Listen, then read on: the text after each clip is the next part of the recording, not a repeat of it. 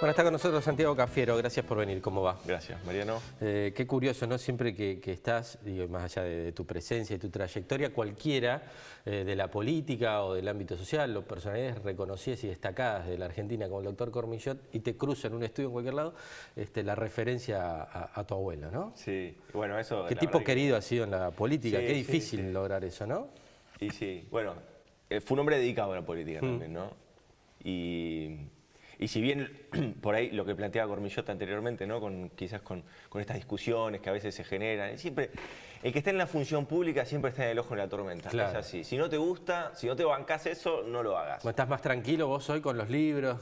Y ahora sí, los libros por lo menos no me atacan, ¿viste? Claro. No me piden... Decimos esto porque el hombre dejó la función pública, puso una librería. Es rarísimo esto, porque tendrías que estar nadando en dólares o buscando algún otro carguito, algún municipio que te recicle. ¿No agarraste nada de eso? No, preferí realmente dedicarme a un proyecto que cuando estás en la función pública es muy difícil, hacer un proyecto desde el punto de vista privado, comercial.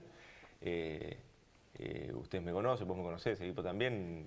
Yo estuve en la función pública muchos años y me dediqué de lleno a la función pública. Bueno, ahora que ya no estoy más en la función pública, me puse una librería en San Isidro, cosa que es muy entretenido, me divierte. ¿Y cómo va? ¿Bien? No me vas a decir, no, pega la crisis o va bien la cosa. Sí, la crisis, nada, viene bien. Por suerte viene bien, te baja pero línea. porque viene bien, pero también porque es nuevo, es novedoso, Claro. es novedoso lo que hacemos muchas presentaciones de libros, que se había perdido mucho el espacio ese. Tenemos algunos colegas que también lo hacen, pero faltaba más. San Isidro es un polo muy lector en ese sentido. Totalmente. Y el centro de San Isidro, por suerte hay muchas librerías y por suerte genera un polo interesante.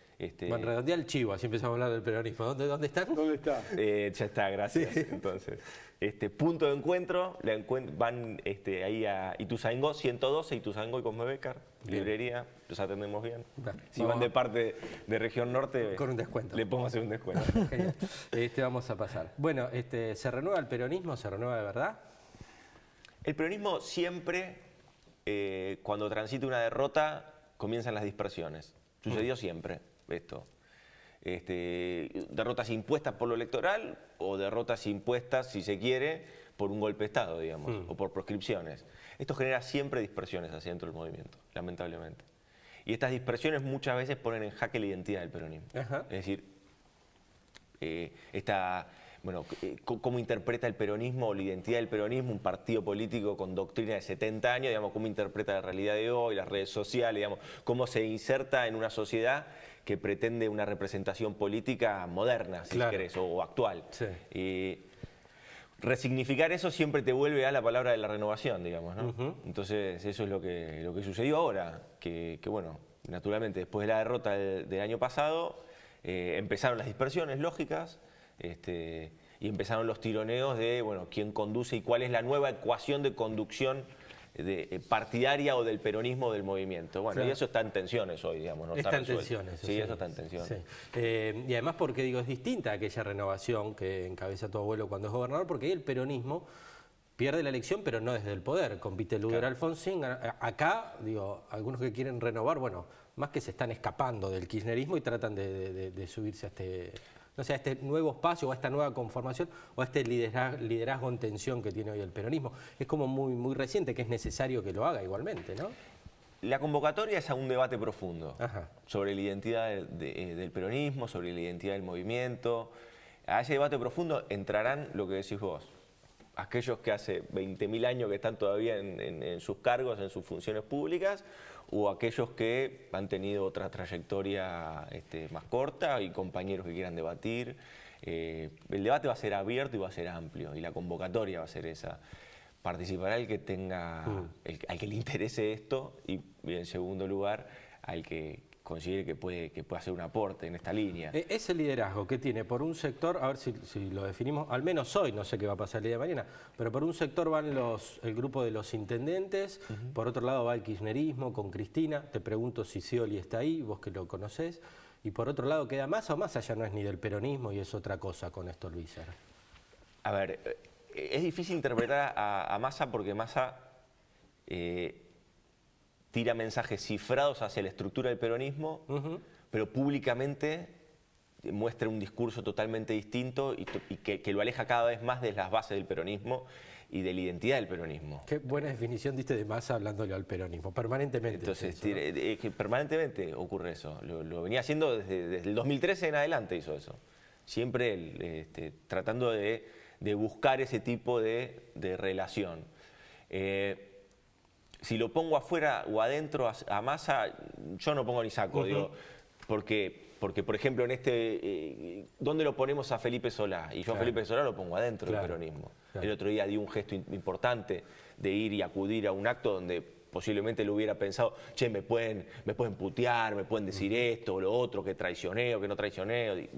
Y sin embargo fue, habló, usó la palabra. Alberto Fernández, un hombre que estuvo muy cerca de Kirchner, la mano derecha de Kirchner, muy cerca de Cristina, y después se fue peleadísimo y también estuvo presente. Es decir, no pongo ni saco a Massa porque no quiero que esto se interprete como poner y sacar al Frente Renovador. Luego, el resto de las tensiones son dos tensiones muy claras y muy objetivas.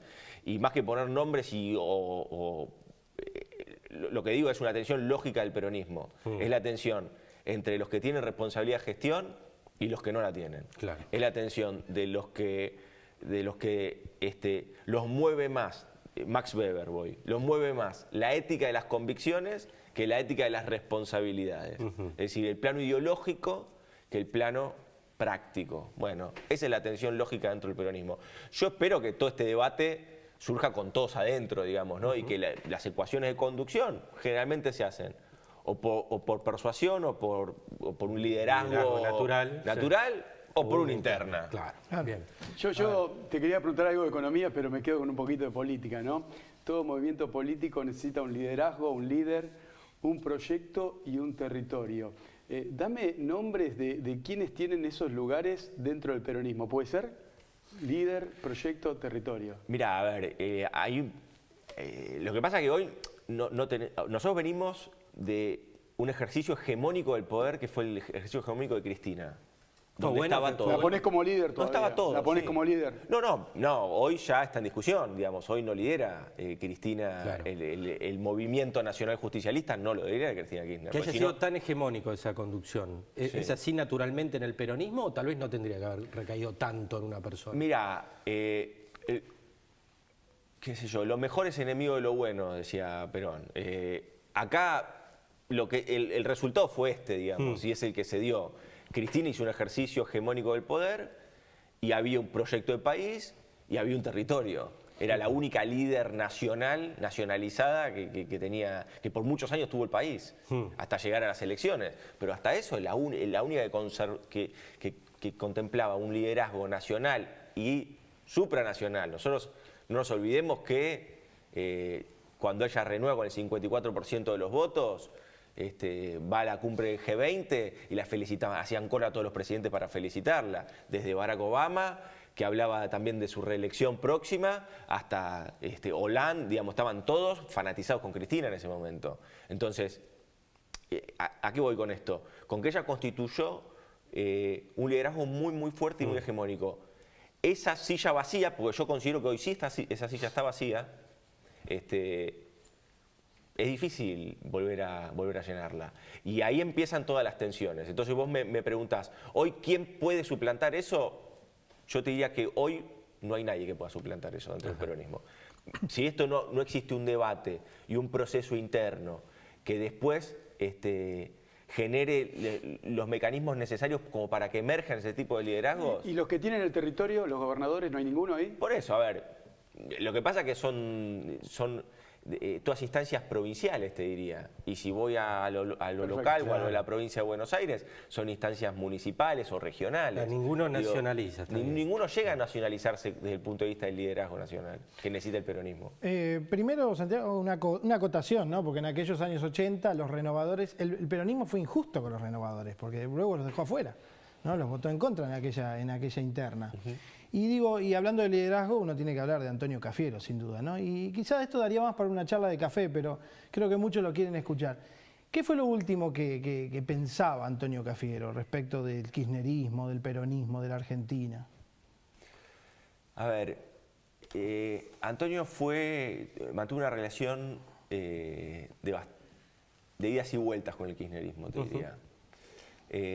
Al principio el primer kirchnerismo y con Néstor pudo cultivar una relación que no empezó de la mejor manera, pero sí terminó siendo muy buena y de mucho reconocimiento hacia Antonio. Antonio, también gracias al acompañamiento de Néstor Kirchner, Antonio ya entrado en los 80 y pico de años, fue presidente, su último cargo fue un cargo honorífico, pero acompañado por el gobierno nacional, era presidente de los partidos políticos de América Latina y el Caribe, desde el peronismo, ¿no? Ocupó ese lugar. Y ese lugar le dio un lugar de preponderancia regional, y eso fue muy acompañado por Néstor Kirchner, digamos. Después con Cristina, él también arrancó con una relación más tirante, por una concepción, yo creo, equivocada del kirchnerismo en alguna parte, que era esta visión de refundar la política nacional y de a veces esconder un poco o esconder de más al peronismo, haciendo práctica el peronismo, digamos, porque las políticas públicas del kirchnerismo son políticas públicas del peronismo, digamos. Yo eso lo voy a defender siempre. Pero quizás a estos viejos dirigentes o hombres del partido les gustaba un poco más ese meloneo melodramático que tiene el justicialismo y que tiene este romanticismo del peronismo. Bueno, eso Cristina no lo tenía, no, claro, ni no lo tuvo nunca.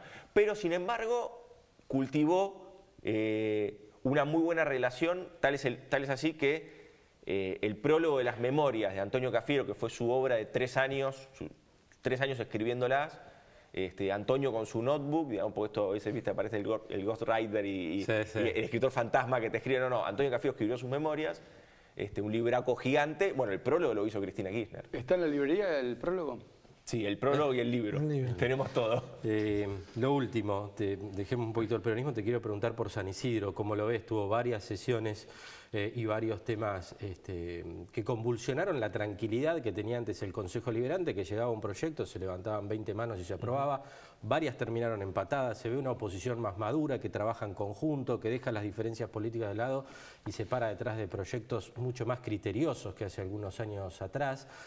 A tal punto que tuvo que desempatar el presidente del Consejo Liberante en varias oportunidades. Ocurrió lo mismo ahora con una creación muy extraña de una Secretaría de Modernización del Estado que nadie sabe qué va a modernizar ni cómo va a funcionar. ¿Cómo ves este San Isidro de hoy? Veo en realidad un conflicto político muy fuerte en el distrito. ¿Interno? Claro, sí. Claramente. Hay un conflicto muy fuerte y resuelto.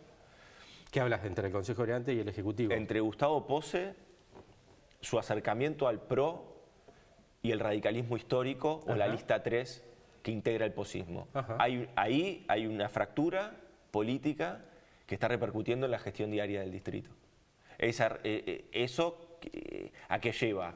A que existan discusiones, tensiones, y permanentemente existan, se desencadenen este tipo de prácticas, donde de repente se termina creando. Nosotros habíamos presentado un sinnúmero mientras me tocó ser concejal, un sinnúmero de proyectos relacionados a la modernización del Estado. Y siempre la respuesta era, en este municipio somos los más modernos de todos. De repente hay una propuesta del PRO, que tiene una minoría muy significativa en el Consejo Deliberante, y sale la propuesta. Una secretaría con recursos. Nosotros planteábamos, y ya con recursos específicos de la provincia de Buenos Aires, cómo hacer un refugio para personas en situación de calle. No había plata. Y decíamos cómo había que financiarlo, no había plata. Y esto sale, que genera estructura cuando supuestamente Cambiemos y el gobierno de Cambiemos a lo que apunta es a la optimización de los recursos públicos. Y es raro, obviamente, que esto despierta fractura y lo que visibiliza son las fracturas que existen hacia dentro de la fuerza de Gustavo Posse, donde claramente un sector lo encarna Carlos Castellano, que es el presidente del Consejo Deliberante, y otro sector claramente lo encarna Gustavo Posse. Ahí efectivamente hay una tensión permanente. Yo no sé si se llegan a pelear del todo, sí o no, ya eso no me meto, no lo sé. Lo que analizo políticamente es que acá hay situaciones que antes no se daban y discusiones que antes no se daban y hoy se dan. Bueno, te estás pareciendo a los periodistas de Región Norte, porque en San Isidro nadie se anima a decirlo ni a hablarlo. Cuando nosotros lo contamos acá fue flor de escándalo. Digo, porque no sé que hay tanto temor en marcar una interna como existen tantos ámbitos en el peronismo, es en Cambiemos, en saludable. todos lados. Nosotros estamos llenos de internas hoy, por eso Pero en también San Isidro agarra una alarma, un escosor. Bueno, gracias por la charla, fue muy interesante escucharte. Lo mejor con la librería, vamos a pasar por ahí. Dale, bienvenidos van a ser todos. Gracias. Hacemos la pausa en un instante, seguimos en Región Norte, no se vayan.